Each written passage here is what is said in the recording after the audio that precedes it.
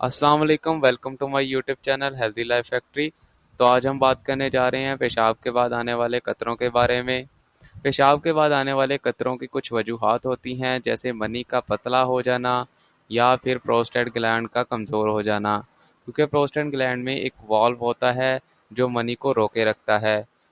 جب وہ کمزور ہو جاتا ہے تو پیشاب کے بعد ہمیں قطرے آتے ہیں۔ یہ قطرے عام طور پر چلتے پھرتے بھی آتے ہیں۔ اس ویڈیو میں آپ کو قطروں کا آنا، جریان اور احتلام کا بہترین علاج بتاؤں گا۔ اور اگر آپ نے میرا چینل ابھی تک سبسکرائب نہیں کیا تو مہربانی فرما کر سبسکرائب کر دیں۔ ان تمام مسائل کے حل کے لیے جو دوا بتانے جا رہا ہوں وہ ہے صفوف مغلظ۔ صفوف مغلظ منی کو گاڑھا کرتا ہے، قطروں کو آنے سے روکتا ہے، پروسٹیٹ گلینڈ کو تقویت دیتا ہے۔ کرشی کا صفوف مغلظ اس دور کی مشہور دوائی ہے۔ یہ مردانہ کمزوری کے لیے بیسٹ علاج ہے۔ طریقہ استعمال: آپ نے یہ صبح شام 1 چمچ دودھ کے ساتھ کھانے کے بعد استعمال کرنا ہے۔